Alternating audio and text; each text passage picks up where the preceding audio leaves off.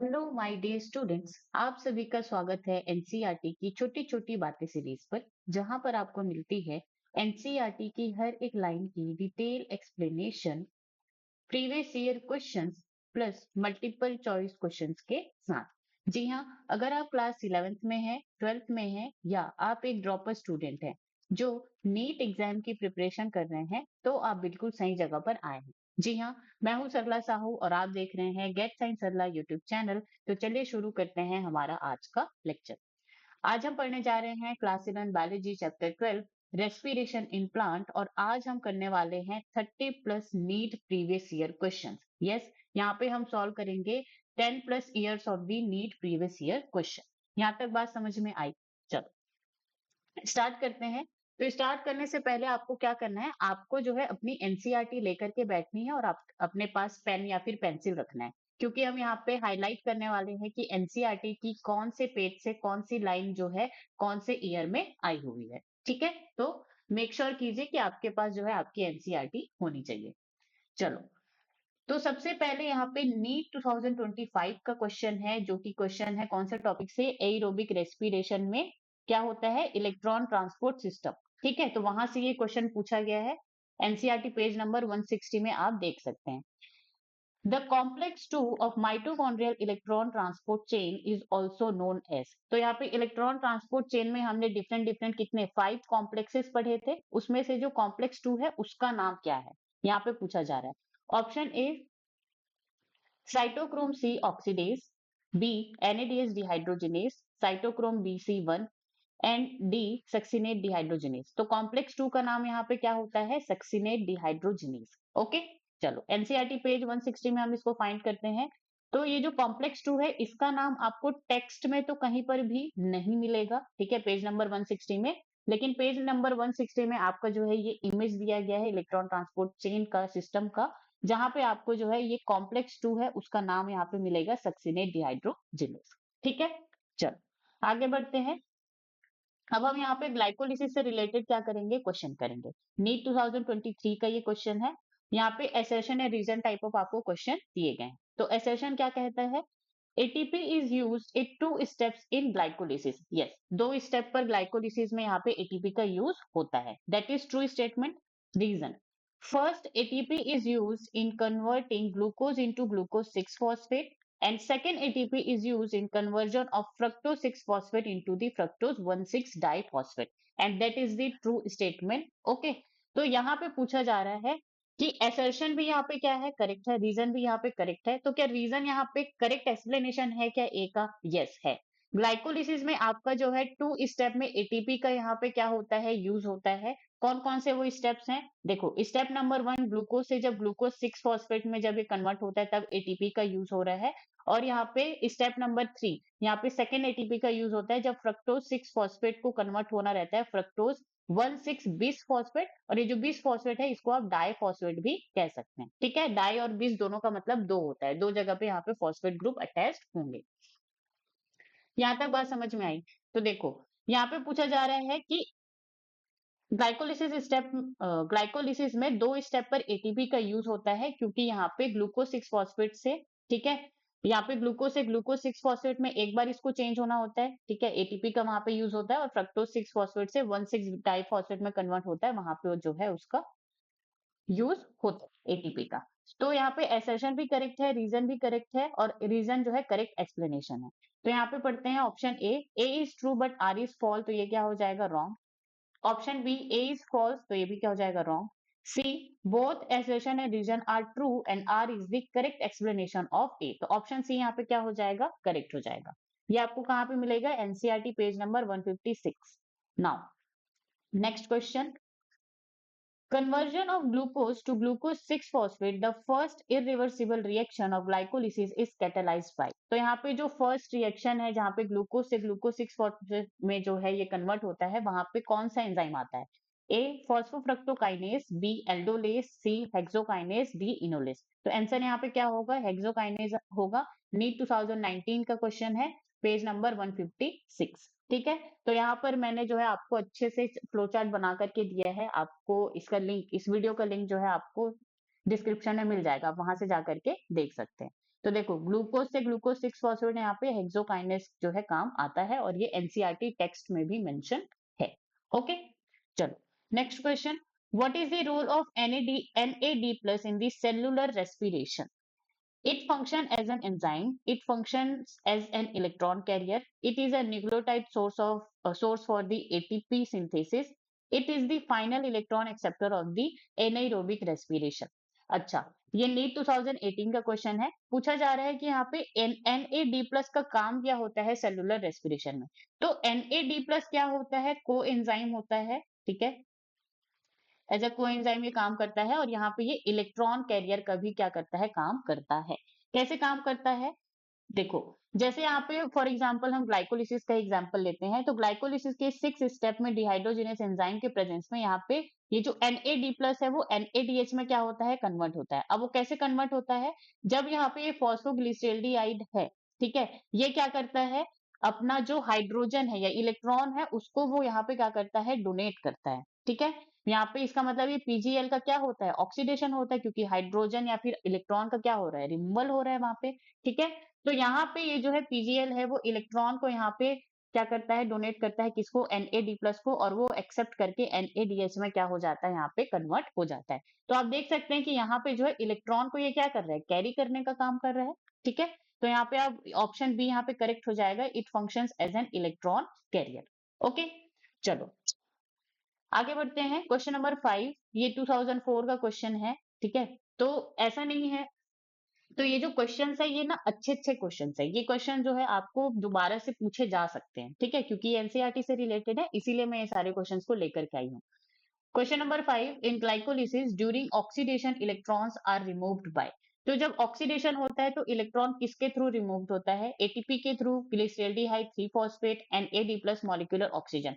तो ऑप्शन सी यहाँ पे करेक्ट हो जाएगा, NAD प्लस, जिसको हमने यहाँ पे अभी देखा, ठीक है। चलो क्वेश्चन नंबर 6, 1996 का क्वेश्चन है, at the end of the glycolysis 6 carbon compound ultimately changes into. तो यहाँ पे ग्लाइकोलिसिस का फाइनल प्रोडक्ट पूछा जा रहा है, और हमें पता है ग्लाइकोलिसिस में फाइनल प्रोडक्ट क्या बनता है? Pyruvic acid. 1 ग्लूकोज मॉलिक्यूल से आपका जो है 2 पायरुविक एसिड का यहाँ पे फॉर्मेशन होता है, ठीक है। चलो next 1994, the first phase in the breakdown of glucose in animal cell. तो एनिमल सेल है, तो यहाँ पे जो फर्स्ट फेज है किसमें? ग्लूकोज को ऑक्सीडाइज करने में, ब्रेक डाउन करने में, तो वो प्रोसेस क्या है? Fermentation no, Krebs cycle no, glycolysis yes. तो सबसे पहले ग्लूकोज जो है ग्लाइकोलिसिस के प्रोसेस में ही जाता है, फिर उसके बाद आपका जो है हम एरोबिक रेस्पिरेशन की बात करें तो वो TCA साइकिल में जाएगा, फिर उसके बाद इलेक्ट्रॉन ट्रांसपोर्ट सिस्टम में वो जाता है, ठीक है। चलो next question from 1990, and product of the glycolysis is. तो एंड प्रोडक्ट क्या होता है? पायरुविक एसिड होता है, ओके। नाउ अब यहाँ पे फर्मेंटेशन से क्वेश्चन है, question number 9, what amount of energy is released from glucose during the lactic acid formation. तो यहाँ पे लैक्टिक एसिड फॉर्मेंटेशन के टाइम पे जो है 1 ग्लूकोज मॉलिक्यूल से कितना एनर्जी रिलीज होता है? So that is the less than 7%, ठीक है। तो ऑप्शन डी यहाँ पे क्या हो जाएगा? करेक्ट। नीट 2022 का क्वेश्चन है, ये आपको कहाँ पे मिलेगा? एनसीईआरटी पेज नंबर 157, ठीक है। Both lactic acid and alcohol fermentation not much energy is release, less than 7% of the energy in glucose is released. Okay, यहाँ तक बात समझ में आई? चलो, और यहाँ पे इसको आप जो है इक्वल होता है कितने, किसके? 2 ATP मॉलिक्यूल के, ठीक है। फर्मेंटेशन में अगर आपको ATP के टर्म्स में पूछा जाए कि कितने ATP मॉलिक्यूल्स जो है प्रोड्यूस होते हैं, तो आप कह सकते हैं 2 ATP। ओके, चलो आगे बढ़ते हैं। Question number 10, in which one of the following process carbon dioxide is not released?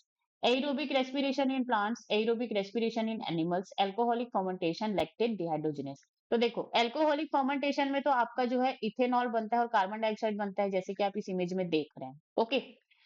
Aerobic respiration in plants and animals की बात करें तो यहाँ पे ग्लूकोज का ब्रेकडाउन हो करके ये किस में कन्वर्ट हो जाता है? फाइनली यहाँ पे ये जो है कार्बन डाइऑक्साइड में कन्वर्ट होता है, ओके।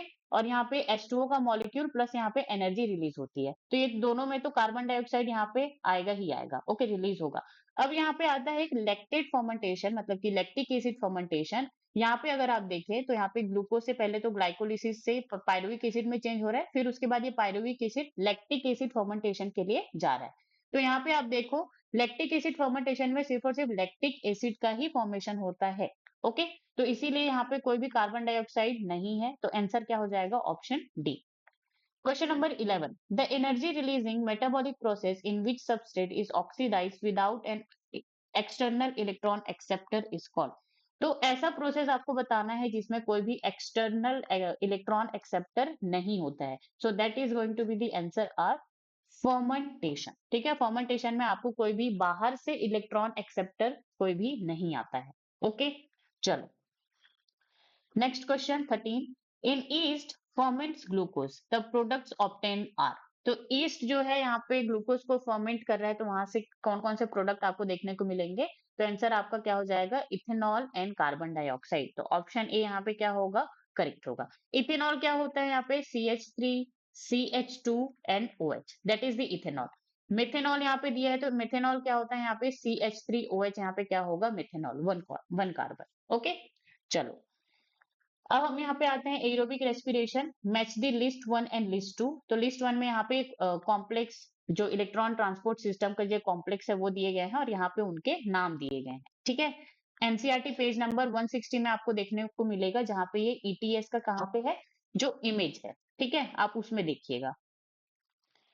एटीएस कॉम्प्लेक्स वन, तो ये कौन होता है? एनएडीएस डिहाइड्रोजिनेज होता है। तो ए का फर्स्ट यहाँ पे है क्या? देखो ऑप्शन ए में ए का 4 है।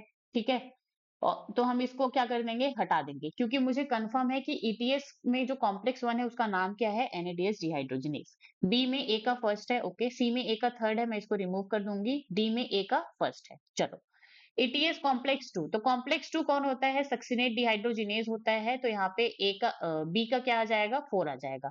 तो ऑप्शन बी में हम देखें, बी का 4 है क्या? हाँ है। ऑप्शन डी में बी का 4 है क्या? नहीं है। तो ऑप्शन डी को मैं यहाँ पे क्या कर दूंगी? हटा दूंगी, एलिमिनेट कर दूंगी। उसके बाद मैं इसको टिक करके आगे बढ़ जाऊं। ठीक है, तो इस तरह से आप जो है अपने जो नीट का जो एग्जाम होगा उसमें आप अपना जो है टाइम यहाँ पर बचा सकते हैं। चलो आगे बढ़ते हैं। और सी, ईटीएस कॉम्प्लेक्स थ्री, तो कॉम्प्लेक्स थ्री का नाम यहाँ पे क्या होता है? Cytochrome BC1 complex. ठीक है, तो यहाँ पे सी का क्या हो जाएगा? सेकंड हो जाएगा। सी का सेकंड है, ओके।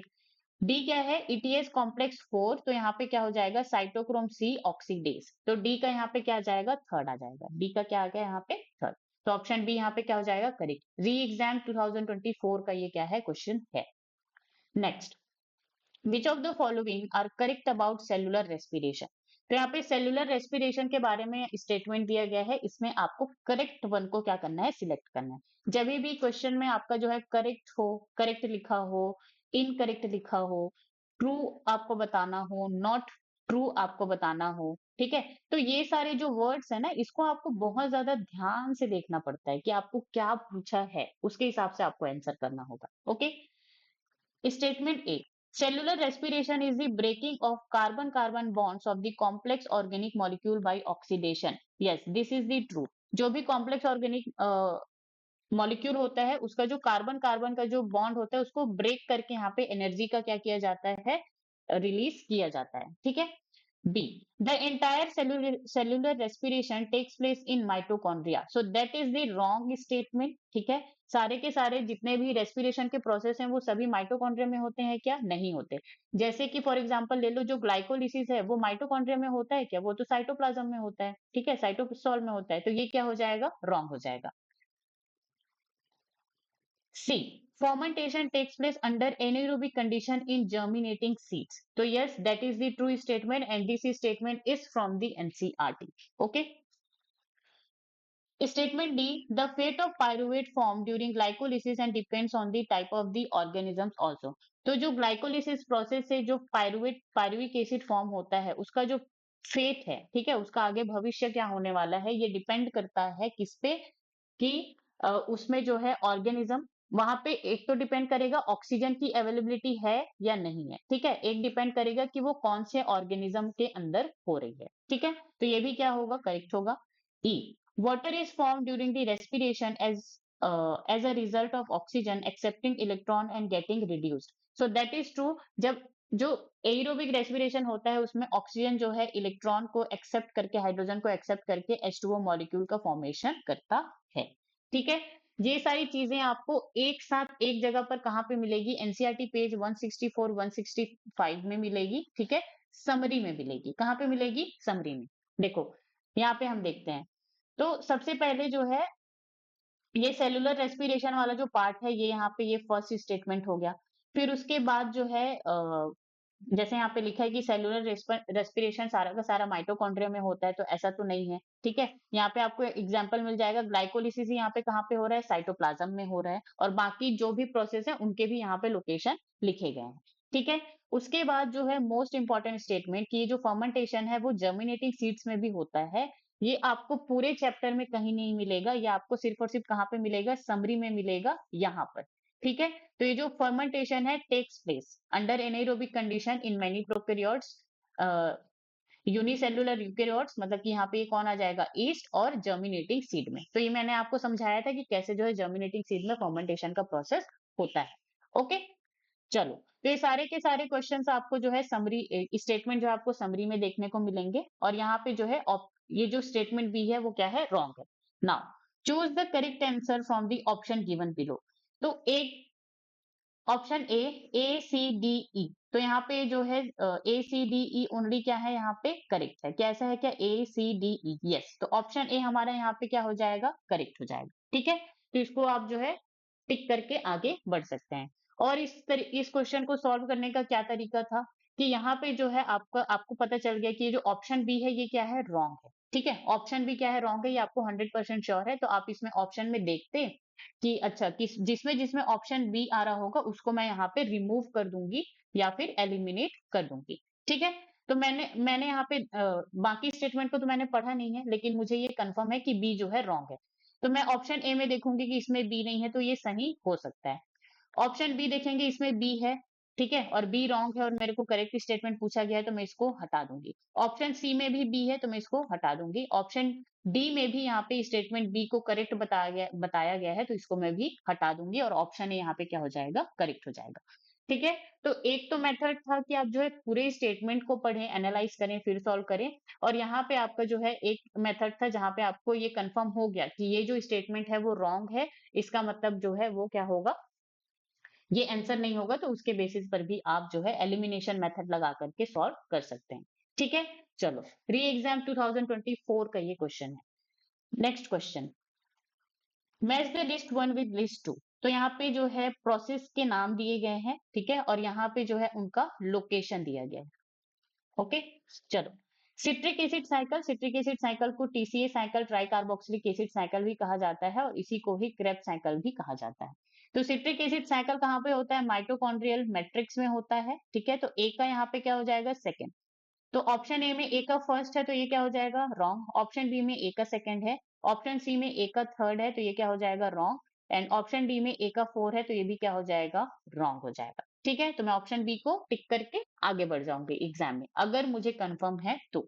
ओके, चलो, नीट 2024 का ये क्वेश्चन है। आगे बढ़ते हैं। यहाँ पे ग्लाइकोलिसिस, तो ग्लाइकोलिसिस हमें पता है कहाँ पे होता है? साइटोप्लाज्म में होता है। तो बी का यहाँ पे फर्स्ट है क्या? है। सी, इलेक्ट्रॉन ट्रांसपोर्ट सिस्टम, तो ये कहाँ पे होता है? आपका इनर माइटोकॉन्ड्रियल मेम्ब्रेन में होता है, ठीक है। इलेक्ट्रॉन ट्रांसपोर्ट सिस्टम कहाँ पे होता है? इनर माइटोकॉन्ड्रियल मेम्ब्रेन में। ओके, तो सी का यहाँ पे फोर है। प्रोटॉन ग्रेडियंट, तो प्रोटॉन ग्रेडियंट का यहाँ पे जो फॉर्मेशन है वो आपका कहाँ पे होता है? Inter membrane space of mitochondria में होता है। तो डी का थर्ड यहाँ पे है, ठीक है। तो ये जो सारी चीजें हैं, ये जो स्टेटमेंट है, ये आपको सारा जो यहाँ पे समरी आप पढ़ेंगे ना, तो सबका ये जो लोकेशन है वो आपको यहीं पर ही मिल जाएगा, ठीक है। बाकी जो चैप्टर में जाएंगे तो सारे के सारे जो यहाँ पे स्टेटमेंट है, ये जो प्रोसेस और लोकेशन है, तो ये जो है एनसीईआरटी में अलग अलग जगह पे लिखे हुए हैं, लेकिन यहाँ पर समरी में ये सारे जो है आपको एक जगह पर मिल जाएंगे। ओके, नीट 2024 का क्वेश्चन है। आगे बढ़ते हैं। Identify the step in tricarboxylic acid cycle which does not involve oxidation of substrate. ठीक है, so that is the very very important NEET 2024 का क्वेश्चन है, ठीक है। अगर आपने इस चैप्टर को अच्छे से नहीं समझा होगा तो आपका जो है ये क्वेश्चन नहीं बना होगा, ठीक है। अगर आप सिर्फ रट करके गए होंगे तो ये क्वेश्चन को आप कभी भी नहीं बना पाएंगे, और अगर आप समझ के गए होंगे कि ऑक्सीडेशन का मतलब क्या है, रिडक्शन का मतलब क्या है, तो आप इसको इजिली सॉल्व कर लेंगे। तो ऑक्सीडेशन का मतलब यहाँ पे क्या होता है? हाइड्रोजन का रिमूवल, ठीक है, हाइड्रोजन का रिमूवल या आप कह सकते हैं इलेक्ट्रॉन का रिमूवल ही क्या कहलाता है, ऑक्सीडेशन कहलाता है। तो यहाँ पे पूछा जा रहा है कि यहाँ पे जो ऑप्शन ए है, जैसे कि मैलिक एसिड से ऑक्जेलो एसिटिक एसिटिक एसिड में कन्वर्ट हो रहा है, तो यहाँ पे सबस्ट्रेट का ऑक्सीडेशन हो रहा है या नहीं हो रहा है, ठीक है। तो इसको हम देखेंगे कहाँ पे, यहाँ पे देखो। अब यहाँ पे सबसे पहले हम ऑप्शन ए देखते हैं, malic acid to oxaloacetic acid. तो यहाँ पे आप देखेंगे 8th स्टेप में ये जो मैलेट है, मैलेट को और क्या कहा जाता है, मैलिक एसिड कहा जाता है, ठीक है। ये ऑक्जेलो एसिटिक एसिड में क्या हो रहा है, कन्वर्ट हो रहा है। तो यहाँ पे इसका ऑक्सीडेशन हो रहा है कि नहीं हो रहा है, देखो यहाँ पे जो है Na+ को हाइड्रोजन यहाँ पे मिल रहा है और वो NADH2 में क्या हो रहा है, कन्वर्ट हो रहा है। इसका मतलब मैलेट से यहाँ पे हाइड्रोजन का क्या हो रहा है, रिमूवल हो रहा है। अब हाइड्रोजन का रिमूवल हो रहा है तो मैलेट का यहाँ पे क्या हो रहा है, ऑक्सीडेशन हो रहा है। तो यहाँ पे ऑप्शन ए तो यहाँ पे क्या हो जाएगा, रॉन्ग हो जाएगा, क्योंकि यहाँ पे मैलेट या फिर मैलिक एसिड का ऑक्सीडेशन यहाँ पे हो रहा था, ठीक है। तो ये क्या हो जाएगा, रॉन्ग।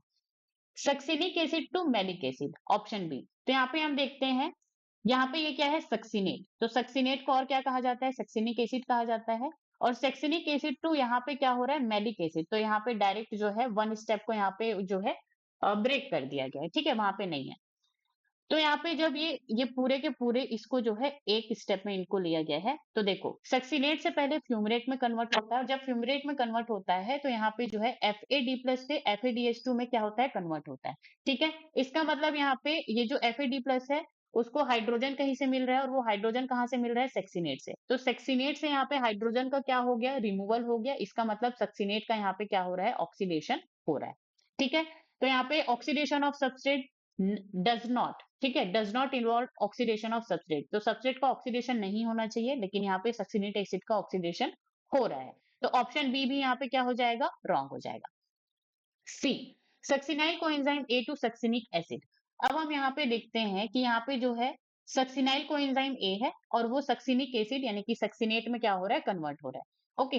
तो यहाँ पे आप देखो क्या यहाँ पे सिर्फ और सिर्फ क्या हो रहा है, जीटीपी का फॉर्मेशन हो रहा है, और जीटीपी से जीटीपी के फॉर्मेशन के लिए यहाँ पे सिर्फ और सिर्फ आपको क्या चाहिए होता है, इनऑर्गेनिक फॉस्फेट यहाँ पे आपको लगेगा, या फिर 1 फॉस्फेट ग्रुप आपको लगेगा, तब ये जीडीपी जो है जीटीपी में क्या हो जाएगा, कन्वर्ट हो जाएगा, ठीक है। यहाँ पे कोई भी हाइड्रोजन का रिमूवल हो रहा है क्या, नहीं हो रहा है। तो रिमूवल नहीं हो रहा है तो सक्सिनाइल कोएंजाइम का ऑक्सीडेशन भी यहाँ पर नहीं हो रहा है, ठीक है। तो हमारा जो आंसर होगा वो क्या हो जाएगा, यहाँ पे succinyl coenzyme to succinic acid, ठीक है। ऑप्शन डी को देखें, isocitrate to alpha keto, that is not a, that is alpha keto glutaric acid.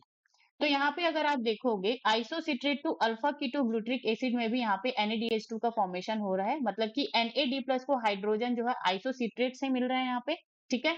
अब यहाँ पे आइसोसिट्रेट से हाइड्रोजन का क्या हो रहा है, रिमूवल हो रहा है। इसका मतलब यहाँ पे इसका ऑक्सीडेशन हो रहा है, ठीक। यहाँ तक बात समझ में आई। तो यहाँ पे ऑप्शन डी भी क्या हो जाएगा, रॉन्ग हो जाएगा, और करेक्ट आंसर हमारा क्या हो जाएगा, succinyl coenzyme to succinic acid में जो है सबस्ट्रेट का मतलब कि सक्सिनाइल कोएंजाइम का यहाँ पे ऑक्सीडेशन नहीं हो रहा है, ओके। चलो नीट 2024 का ये क्वेश्चन है। Question number 18, how many times decarboxylation occurs during the each TCA cycle. तो टीसीए साइकिल में ईच, ठीक है, एक टीसीए साइकिल में जो है आपका कितने बार जो है यहाँ पे डीकार्बोक्सिलेशन मतलब कि कार्बन डाइऑक्साइड का रिमूवल होता है। तो यहाँ पे कितना टाइम आ जाएगा, ट्वाइस, ठीक है। ऑप्शन डी यहाँ पे करेक्ट होगा। मणिपुर नीट 2023 का क्वेश्चन है, ओके, और this is from the NCERT. तो यहाँ पे आप देख सकते हैं कहाँ पे कार्बन डाइऑक्साइड का रिमूवल हो रहा है, डीकार्बोक्सिलेशन हो रहा है, जब आइसोसिट्रेट से अल्फा कीटोग्लूटरिक एसिड में जाया जाता है और अल्फा कीटोग्लूटरिक एसिड से सक्सिनाइल कोएंजाइम में। तो टू सक्सेसिव यहाँ पे क्या होते हैं, कार्बन डाइऑक्साइड का रिमूवल होता है, ठीक है। तो ये भी क्या है, एनसीईआरटी से ही क्वेश्चन है। नेक्स्ट आगे बढ़ते हैं, match the list one with the list two, okay. तो यहाँ पे जो है आपका प्रोसेस दिया गया है और यहाँ पे जो है उनसे रिलेटेड जो है एंजाइम्स दिए गए हैं या उनको क्या कहा जाता है, ये यहाँ पे दूसरे लिस्ट में दिया गया है।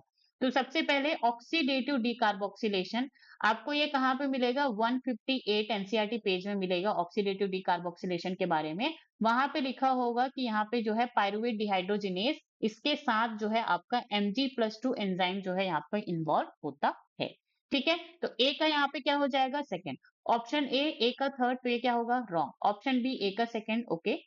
ऑप्शन सी ए का थर्ड, तो ये क्या हो जाएगा, wrong.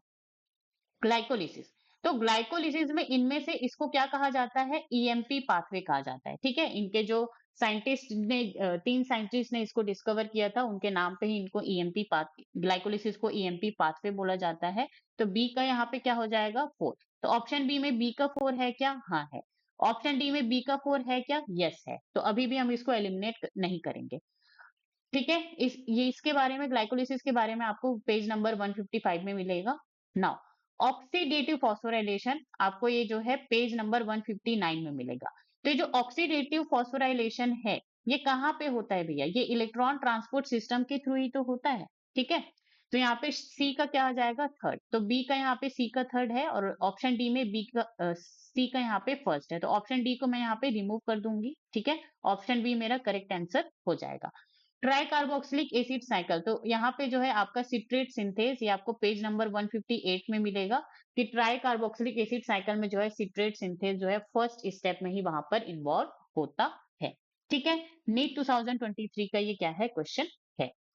Now question number 20, the number of substrate level phosphorylation in 1 turn off citric acid cycle. तो यहाँ पे जो टीसीए साइकिल है या फिर आप कह लें सिट्रिक एसिड साइकिल है, ठीक है, तो यहाँ पे जो है कहां पर जो है सबस्ट्रेट लेवल फॉस्फोराइलेशन हो रहा है, कितने बार?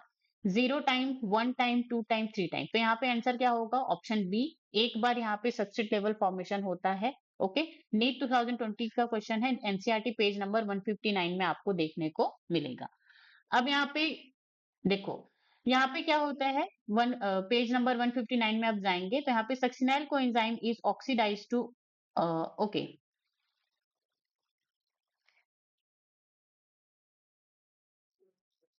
okay. Succinyl coenzyme is oxidized to oxaloacetic acid, allowing the cycle to continue.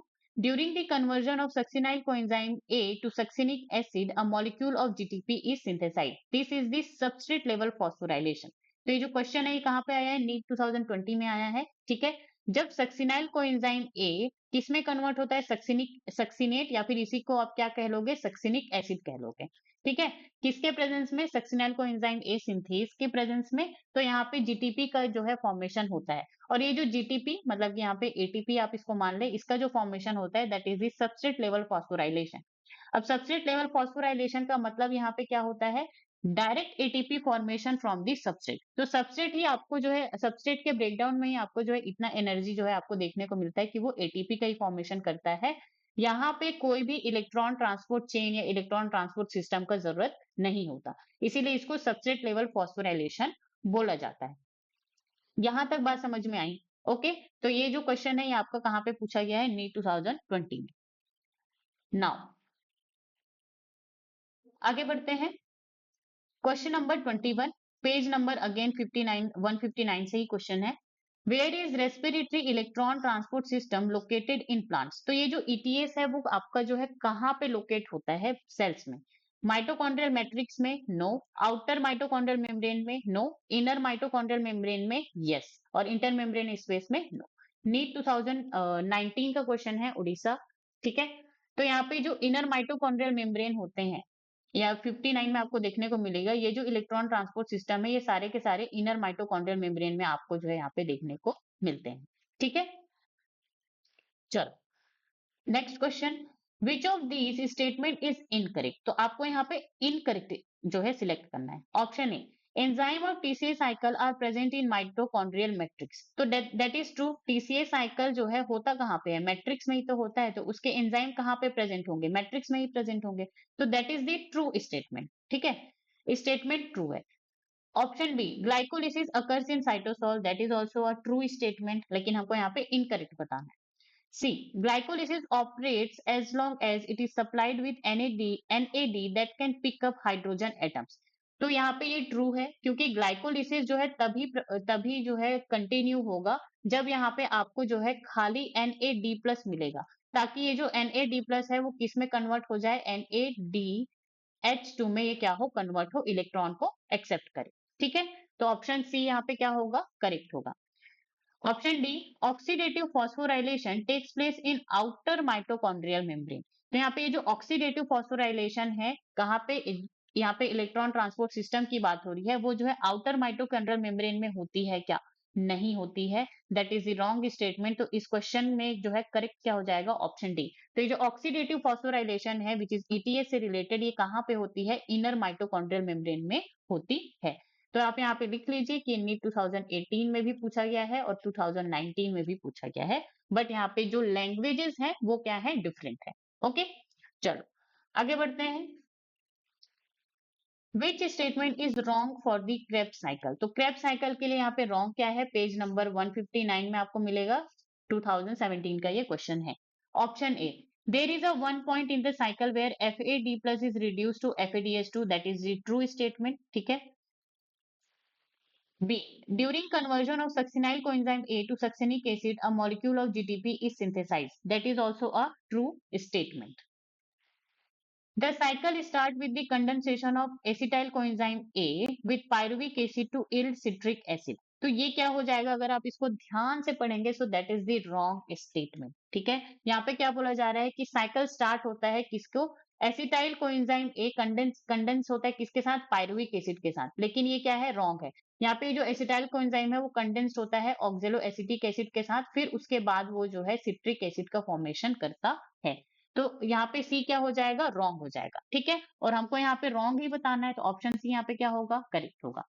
D को देखें, there are 3 points in the cycle where NAD plus is reduce to NAD H plus H plus, so that is the true statement. इसको आप page number 159 में यहाँ पे आप जाकर के देख सकते हैं, ठीक है। यहाँ पे देखो, TCA cycle start with the condensation of acetyl group with oxaloacetic acid and water to yield citric acid, ठीक है। तो ये जो लाइन है वो वहां पे रॉन्ग दिया गया है, ऑक्जेलोएसिटिक एसिड के जगह यहाँ पे क्या दिया गया है, पायरुविक एसिड दिया गया है, ठीक है। So that is the wrong statement there and that one is the correct one, ठीक है। नेक्स्ट यहाँ पे दिया है कि ये जो वन स्टेप है वहां पे ATP का फॉर्मेशन होता है, और वहां पे अनदर जो टू स्टेटमेंट है वो यही बोला गया है कि FAD प्लस जो है एक पॉइंट पर जो है FADH2 में कन्वर्ट होता है, और NAD plus NADH plus H plus में 3 पॉइंट्स पर, मतलब कि 3 स्टेप में कन्वर्ट होता है। तो ये सारे जो है लाइन जो है आपको इस पेज में मिल जाएंगी। चलो आगे बढ़ते हैं। 24, ऑक्सीडेटिव फॉस्फोराइलेशन इज, तो ऑक्सीडेटिव फॉस्फोराइलेशन क्या होता है? तो ऑक्सीडेटिव फॉस्फोराइलेशन में क्या होता है, जो भी NADH2 एंड FADH2 कहाँ से बने हैं, ग्लाइकोलिसिस में बना हुआ है, ठीक है, और TCA साइकिल में, ठीक है। तो इनके जो प्रोडक्ट जो है यहाँ पे होते हैं, तो इनसे जो है हम क्या करते हैं, इनको ऑक्सीडाइज करके, मतलब कि इनका जो है हाइड्रोजन को रिमूव करके यहाँ पे क्या किया जाता है, एनर्जी को रिलीज किया जाता है और यहाँ पे फॉर्म किया जाता है एज अ ATP, ठीक है। So that is the oxidative phosphorylation. यहाँ पे ऑक्सीडेशन रिडक्शन से क्या हो रहा है, oxidation and reduction of substrate से यहाँ पे क्या हो रहा है, एनर्जी का फॉर्मेशन हो रहा है। चलो option A, formation of ATP by transfer of phosphate group from a substrate to ADP। तो ऐसा है क्या, नहीं। जैसे यहाँ पे सबस्ट्रेट हुआ, फिर उसके बाद यहाँ पे ADP है, ठीक है। अब सबस्ट्रेट से आपको जो है, ये क्या हुआ, सबस्ट्रेट, यहाँ पे क्या है आपका ADP है। अब सबस्ट्रेट में यहाँ पे फॉस्फेट ग्रुप है, इसको आपको ट्रांसफर कर दिया गया, तो यहाँ पे ATP का फॉर्मेशन हो गया, ऐसा है क्या, नहीं है, ठीक है। तो ये क्या हो जाएगा, wrong. Oxidation of phosphate group in ATP, तो ऐसा है क्या, नहीं। Addition of phosphate group to ATP, नहीं। D, formation of ATP by energy release from electron removed during the substrate oxidation। तो यहाँ पे बोला जा रहा है कि यहाँ पे ATP का फॉर्मेशन होगा, कैसे होगा, energy release from the electrons remove during the substrate oxidation. तो यहाँ पे जो सबस्ट्रेट ऑक्सीडेशन है, सबस्ट्रेट क्या हो जाएंगे, NADH2 एंड FADH2, इनके ऑक्सीडेशन से, ठीक है, यहाँ पे इलेक्ट्रॉन को, या फिर जो हाइड्रोजन रिमूव है वो क्या होता है, इलेक्ट्रॉन रिमूव ही तो होता है। तो इलेक्ट्रॉन या हाइड्रोजन को रिमूव करके यहाँ पे जो एनर्जी रिलीज होती है उससे ATP का फॉर्मेशन होता है। तो ऑप्शन डी यहाँ पे क्या हो जाएगा, करेक्ट हो जाएगा, ठीक है। नीट फेज 2 2016 का ये क्या है, क्वेश्चन है। ओके, यहां तक बात समझ में आई। चलो आगे बढ़ते हैं। 25 मेंस 2011 का क्वेश्चन है। In mitochondria, protons accumulate in D. So that is the very very important. तो माइटोकॉन्ड्रिया में प्रोटॉन्स कहाँ पे एक्यूमुलेट होते हैं, आउटर मेम्ब्रेन में नहीं, इनर मेम्ब्रेन में नहीं, इंटर मेम्ब्रेन स्पेस में, यस, ठीक है। तो देखो यहाँ पे जो है ये जो पूरा प्रोसेस होता है electron transport system ETS and oxidative phosphorylation, इसमें क्या होता है, ये जो कॉम्प्लेक्स होते हैं वो मैट्रिक्स से हाइड्रोजन को क्या करते हैं, मैट्रिक्स से लेकर के इंटर मेम्ब्रेन स्पेस में यहाँ पे सप्लाई करते हैं, और यहाँ पे जो भी एक्यूमुलेशन ऑफ जो हाइड्रोजन है या प्रोटॉन है वो कहाँ पे होता है, इंटर मेम्ब्रेन स्पेस में होता है। और इस तरह से यहाँ पे प्रोटॉन ग्रेडियंट फॉर्म होता है, फिर उसको ब्रेक करके यहाँ पे कॉम्प्लेक्स क्या होता है, 5 होता है, उससे फिर यहाँ पे इंटर मेम्ब्रेन स्पेस से फिर से मैट्रिक्स में भेजा जाता है हाइड्रोजन को, और यहाँ पे फिर उसी से ही एटीपी का फॉर्मेशन किया जाता है। ठीक है, यहाँ तक बात समझ में आई? So that is the very important question. Now अब हम यहाँ पे क्वेश्चन करेंगे द रेस्पिरेटरी बैलेंस शीट से, question number 26। What is the net gain of ATP when each molecule of glucose is converted to 2 molecule of pyruvic acid? तो यहाँ पे पूछा जा रहा है कि जब जो है 1 ग्लूकोज मॉलिक्यूल को किस में कन्वर्ट किया गया, 2 पायरुविक एसिड मॉलिक्यूल में कन्वर्ट किया गया, तो यहाँ पे कितना एटीपी का फॉर्मेशन हुआ। इनडायरेक्टली ये क्वेश्चन है कि जो ग्लाइकोलिसिस प्रोसेस होता है उसमें नेट एटीपी कितना आपको मिलता है।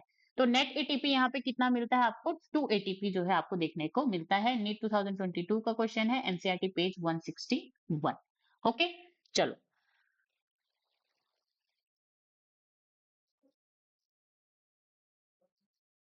आगे बढ़ते हैं। Question number 27, which of the following statement is incorrect? ठीक है, तो इसमें से कौन सा स्टेटमेंट जो है इनकरेक्ट है, रॉन्ग है? A, oxidation reduction reaction produce proton gradient in respiration. Option B, during aerobic respiration role of oxygen is limited to the terminal stage. ठीक है, अच्छा, तो यहाँ पे ये जो ऑप्शन ए है इसमें आप देखो क्या लिखा है, oxidation reduction reaction produce proton gradient in respiration.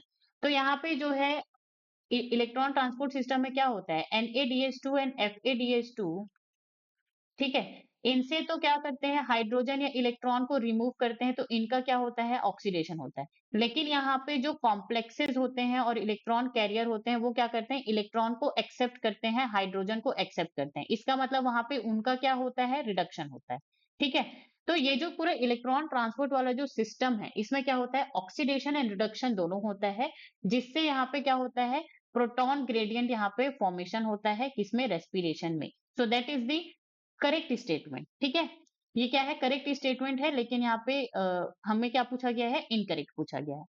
B, during aerobic respiration role of oxygen is limited to the terminal stage. तो यहाँ पे जो एरोबिक रेस्पिरेशन होता है वहां पे जो ऑक्सीजन का रोल होता है वो बहुत ही क्या होता है, टर्मिनल स्टेज पे आपको देखने को मिलेगा, एकदम सबसे लास्ट में आएगा वो, किसको, इलेक्ट्रॉन को एक्सेप्ट करने के लिए। ठीक है, ये सारी लाइन आपको कहाँ पे मिलेगी, एनसीईआरटी पेज 160, जैसे कि आप यहाँ पे देख सकते हो। ठीक है, C.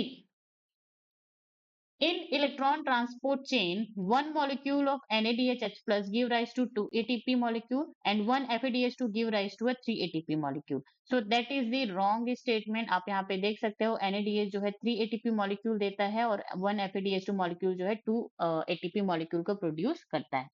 ATP is synthesized through complex 5. Yes, that is true. यहाँ पे आप देख सकते हो एटीपी सिंथेस क्या करता है, एटीपी को फॉर्म करता है एडीपी एंड इनऑर्गेनिक फॉस्फेट से। ठीक है, तो ऑप्शन डी भी यहाँ पे क्या हो जाएगा, करेक्ट हो जाएगा।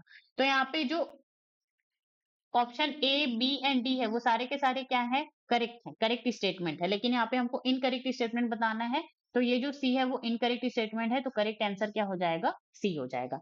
नीट 2021 का ये क्या है, क्वेश्चन है।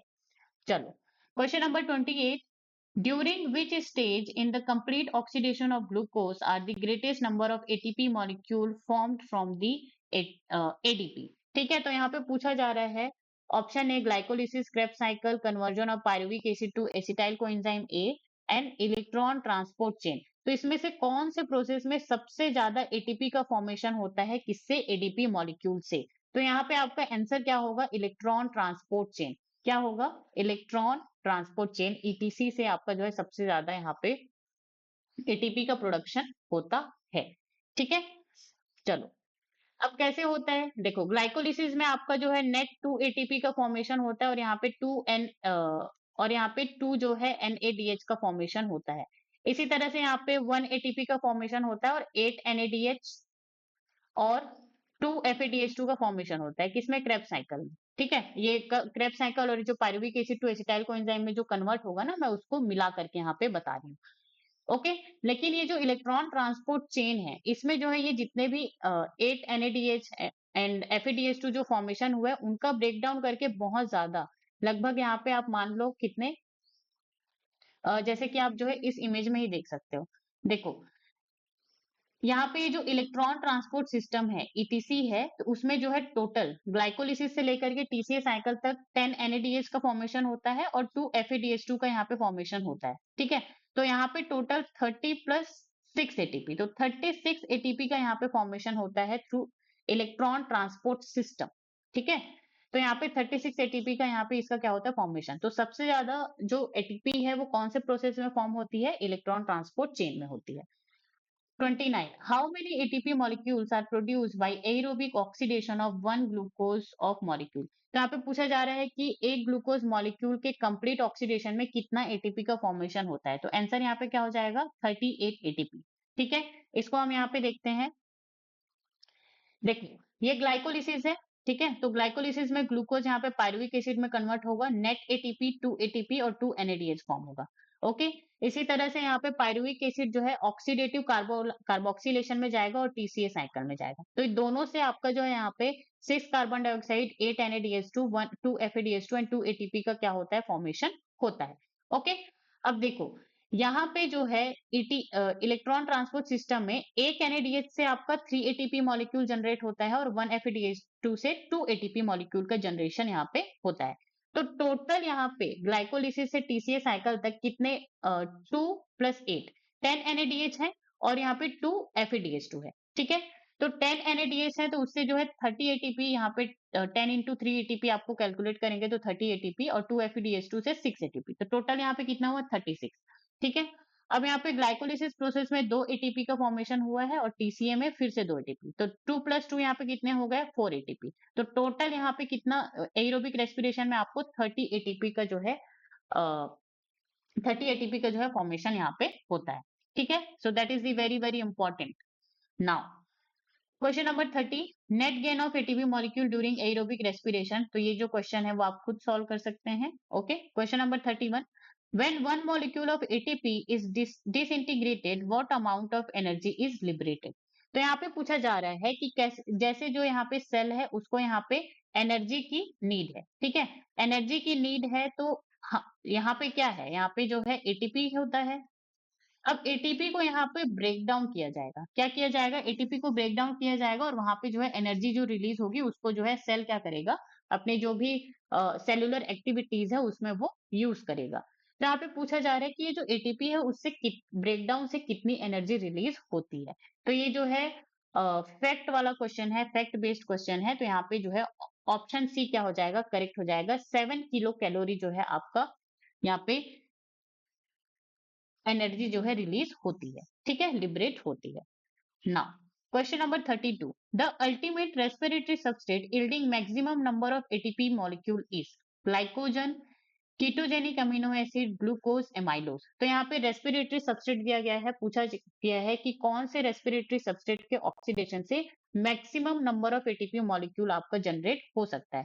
So that is the glucose. क्यों, क्योंकि ग्लूकोज जो है first step of respiration which is glycolysis से एंटर करेगा और लास्ट में ETS तक के इसका ऑक्सीडेशन होगा और आपको 38 ATP का फॉर्मेशन होगा। बाकी जो रेस्पिरेटरी सबस्ट्रेट यहाँ पे दिए गए हैं वो कहीं ना कहीं बीच से यहाँ पे क्या होंगे, एंटर करेंगे, तो इतनी ज्यादा एनर्जी का फॉर्मेशन नहीं हो पाएगा। ओके, चल अब हम यहाँ पे क्वेश्चन करेंगे एम्फीबोलिक पाथवे से। एनसीईआरटी पेज आप 162 निकाल लीजिए, वहां से ये क्वेश्चन है। Manipur NEET 2023, fatty acids are connected with the respiratory pathway through acetyl coenzyme A, alpha ketoglutaric acid, dihydroxy acetone phosphate, pyruvic acid. तो यहाँ पे जो फैटी एसिड होता है वो रेस्पिरेटरी पाथवे में कहाँ से कनेक्टेड होता है, कहाँ से एंटर करता है, एसिटाइल कोएंजाइम ए के थ्रू। तो ऑप्शन ए यहाँ पे क्या हो जाएगा, करेक्ट हो जाएगा। अगर आप यहाँ पे देखें, देखो यहाँ पे ये क्या है, फैट्स है। ठीक है, फैट्स को यहाँ पे as a respiratory substrate use किया गया है, पेज नंबर 162 में आप देखेंगे। ठीक है, पेज नंबर 162। तो फैट्स को पहले जो है ग्लिसरॉल एंड फैटी एसिड में क्या किया जाता है, ब्रेक डाउन किया जाता है। अभी जो फैटी एसिड है वो via beta oxidation acetyl coenzyme में क्या करता है, कन्वर्ट होता है, फिर उसके बाद क्रेब्स साइकिल में एंटर करता है। ठीक, ग्लिसरॉल की बात करें तो वो फॉस्फोग्लिसरिक एल्डिहाइड, ग्लिसरल्डिहाइड में वो क्या करता है, कन्वर्ट होता है, फिर वो ग्लाइकोलिसिस में क्या करता है, एंटर करता है। यहाँ पे इस इमेज में भी आप इसको देख सकते हैं, ठीक है। फैटी एसिड यहाँ पे एसिटाइल कोएंजाइम में कन्वर्ट होकर के क्रेब्स साइकिल में जा रहा है। So that is important, ठीक है। Next question. Which of the following biomolecule is common to respiration mediated breakdown of fats, carbohydrate and protein? तो यहाँ पे जो है 4 ऑप्शंस दिए गए हैं, इसमें पूछा जा रहा है कि फैट, कार्बोहाइड्रेट एंड प्रोटीन जो है ब्रेकडाउन हो करके, ठीक है, ब्रेकडाउन होते हैं और किसमें कन्वर्ट होकर के वो रेस्पिरेशन जो पाथवे है उसमें वो एंटर करते हैं। ऑप्शन ए ग्लूकोज 6 फॉस्फेट, नहीं। Fructose 1,6 bis phosphate, no. Pyruvic acid, acetyl coenzyme A. तो यहाँ पे जो है एसिटाइल कोएंजाइम जो है ज्यादा करेक्ट आंसर होगा, जैसे कि आप यहाँ पे देख सकते हो। ये जो कार्बोहाइड्रेट है ये अल्टीमेटली ब्रेकडाउन होकर के यहाँ पे एसिटाइल कोएंजाइम ए में कन्वर्ट हो रहा है। ये जो फैट्स है तो फैट्स में ये जो फैटी एसिड है वो डायरेक्ट एसिटाइल कोएंजाइम में कन्वर्ट होगा और ग्लिसरॉल्डिहाइड पहले पीजीएल में कन्वर्ट होगा, फिर उसके बाद एसिटाइल कोएंजाइम में कन्वर्ट होगा, ठीक है। प्रोटीन्स की बात करें तो प्रोटीन अमीनो एसिड में ब्रेकडाउन होगा, फिर उसके बाद या तो वो पायरुविक एसिड बनेगा या तो फिर वो एसिटाइल कोएंजाइम ए बनेगा। अब ये चीज जो है इमेज में नहीं दिखाई गई है, लेकिन यहाँ पे जो है टेक्स्ट में बताया गया है कि ये जो प्रोटीन्स होते हैं वो एंटर करते हैं पाथवे को some stages within the Krebs cycle और इवन एज पायरुवेट और एसिटाइल कोएंजाइम ए, ठीक है। तो यहाँ पे लिखा हुआ है अमीनो एसिड जो है रेस्पिरेशन में एंटर करते हैं या तो पायरुवेट बन के, एसिटाइल कोएंजाइम ए बन के, या तो फिर क्रेब्स साइकिल में जो भी यहाँ पे क्या होते हैं अदर इंटरमीडिएट्स होते हैं वहां पे भी वो इस तरह से एंटर कर सकते हैं। तो ये जो इमेज है आप जो है यहाँ पे इस तरह से एरो बना लेंगे, ठीक है। तो कॉमन यहाँ पे सबस्ट्रेट कौन हो जाएगा जहाँ पे फैट भी ब्रेक डाउन हो रहा है, कार्बोहाइड्रेट भी, प्रोटीन भी, तो वो क्या होगा एसिटाइल कोएंजाइम ए, ठीक है। नीट फेज 2016 का क्वेश्चन है जो कि यहाँ पे ये फिर से पूछा जा सकता है, that is very important question. Now 35, which of the which of the metabolites is common to respiration mediated breakdown of fats, carbohydrate and proteins? So 2013 का ये क्वेश्चन है, that is the same question but in the another language. So ये आप खुद solve कर सकते हैं।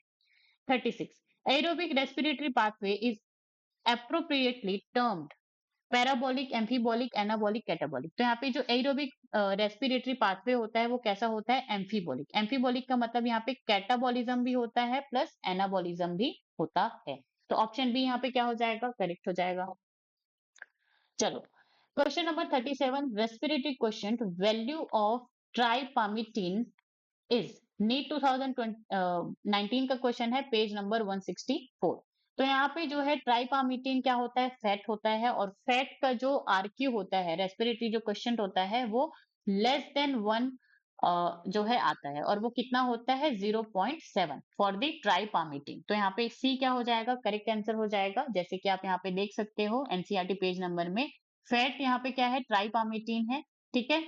तो रेस्पिरेटरी क्वेश्चन क्या होता है, respiratory question is equal to जितना कार्बन डाइऑक्साइड यहाँ पे इवॉल्व हुआ है रिलीज हुआ है और divided by volume of oxygen जो कि कंज्यूम हुआ है, ठीक है। तो ट्राइपामिटीन में यहाँ पे आपको देख सकते हो 145 क्या ऑक्सीजन कंज्यूम हुआ है और 102 कार्बन डाइऑक्साइड लिबरेट हुआ है रिलीज हुआ है। तो आरक्यू में क्या होता है CO2 का रेशियो डिवाइडेड बाय ऑक्सीजन का रेशियो तो 102 डिवाइडेड बाय 145 कितना आ जाएगा 0.7 आ जाएगा। Okay 38, apparatus to measure rate of respiration and RQ is, तो यहाँ पे जो रेट ऑफ रेस्पिरेशन और रेस्पिरेटरी क्वेश्चन को जो क्या करता है मेजर करता है उस एपरेटस का नाम क्या है, ऑक्सीजनोमीटर, पोटोमीटर, रेस्पायरोमीटर, मैनोमीटर। तो यहाँ पे क्या आ जाएगा ऑप्शन सी रेस्पायरोमीटर, ठीक है। चलो so this is all from my side guys. ये जो नीट प्रीवियस ईयर क्वेश्चन है सारे के सारे जो है एनसीईआरटी से ही आए हुए क्वेश्चन है, तो एनसीईआरटी बहुत ही ज्यादा क्या है मस्ट है आपको पढ़ना, ठीक है। और इसका डिटेल एक्सप्लेनेशन आपको जो है गेट साइंस अल्लाह यूट्यूब चैनल पे मिलता है, तो आप जरूर से इसको क्या करें चैनल को सब्सक्राइब करें, शेयर करें अपने फ्रेंड्स के साथ, ठीक है। और ज्यादा से ज्यादा जो है क्वेश्चंस आप जो है प्रैक्टिस करिए, बिना क्वेश्चन प्रैक्टिस किए आप जो है नीट क्रैक नहीं कर सकते, ठीक है। So thank you so much guys for the watching. अगर किसी क्वेश्चन में आपको डाउट हो तो कमेंट में मुझे बताइए, मैं जरूर से रिस्पॉन्ड करूंगी। अगर वीडियो अच्छी लगी हो तो like share and subscribe the channel. Stay tune on the Get Science अल्लाह यूट्यूब चैनल।